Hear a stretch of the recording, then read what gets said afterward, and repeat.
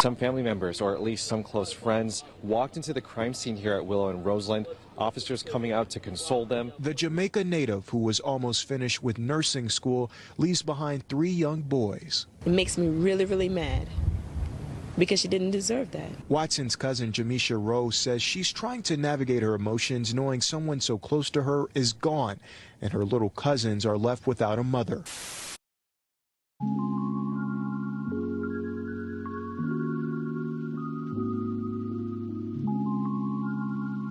24-year-old Moesha Watson Panton was, from what it seemed, at the height of her life. She was on track to finishing up nursing school and was the mother to 4 beautiful children. In her spare time, she loved dancing and cooking. She was considered the glue of her family, always keeping everyone close together. Family meant everything to her. Just after 10 a.m. on April 26, Waterbury firefighters were returning from a call to their firehouse on Willow Street in Waterbury's Overlook neighborhood and received a surprise. They would pull up to the fire station and find a woman in distress lying in the street. They went and investigated the incident and realized she needed medical attention. Firefighters attempted CPR, but sadly the young woman passed away in the middle of the street. The owner of Corner Grocery, a store on Willow Street, also heard the woman screaming loudly and attempted to render aid before Waterbury firefighters showed up. Police would soon arrive to find a horrific and violent scene, quickly painting a picture of the events that unfolded. Waterbury police say 24-year-old Moesha Watson had been stabbed multiple times throughout her body, police say, and it happened inside the townhouse where she lives with her 28-year-old husband, Ainsley Panton. Police quickly identified the victim as 24-year-old Moesha Watson, who had been stabbed inside her townhouse at 428 Willow Street during a domestic violence incident involving her husband, 28-year-old Ainsley Panton. At some point during the domestic violence incident, Ainsley Panton stabbed Moesha multiple times throughout her body. Police described it as a very gruesome and violent scene. Police collected multiple knives and a machete from the crime scene. The store owner described witnessing Moesha struggling to pull up her garage door. Though she made it out, she collapsed trying to make her way across the street to the fire department. Officers later found Ainsley Panton inside of their home. Though he was not visibly injured, Panton told police he needed medical attention. He was taken to St. Mary's Hospital for evaluation. Police also found 2 children inside the home. Although uninjured, they were taken to Waterbury Hospital for evaluation. They were then placed into the custody of the state's Department of Children and Families. Police quickly realized the couple's 3- and 5-year-old children were home during the attack, which one of the children witnessed.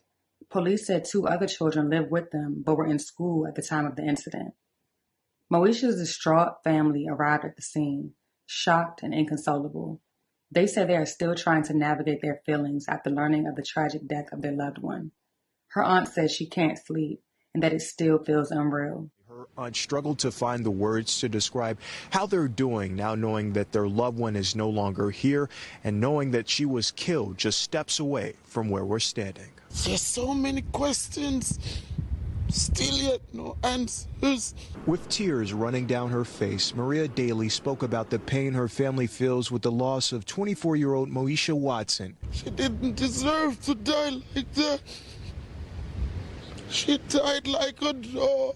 Tragedy struck for her family on Tuesday when they learned that the mother of 3 died after suffering multiple stab wounds. Police say fire crews discovered Watson on Willow Street and saw that she needed medical attention. Life-saving measures were taken on scene, but she later died. The Jamaica native, who was almost finished with nursing school, leaves behind 3 young boys. It makes me really, really mad because she didn't deserve that. Watson's cousin, Jamisha Rose, says she's trying to navigate her emotions knowing someone so close to her is gone and her little cousins are left without a mother. 3 kids.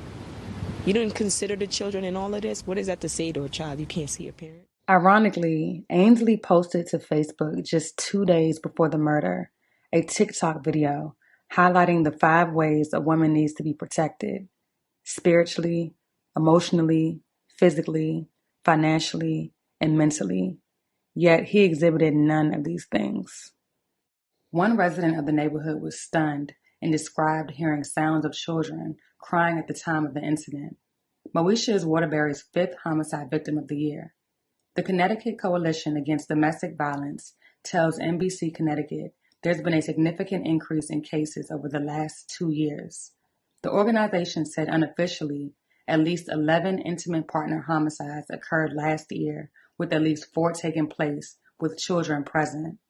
So far in 2022, there's been 4 with at least one of those homicides taking place with children present.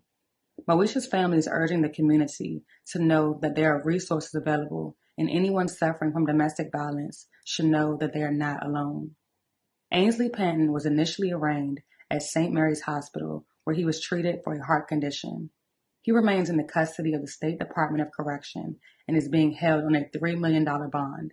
He is being charged with murder and 2 counts of risk of injury to a child. Don't hang around. Make what happened to my niece a lesson.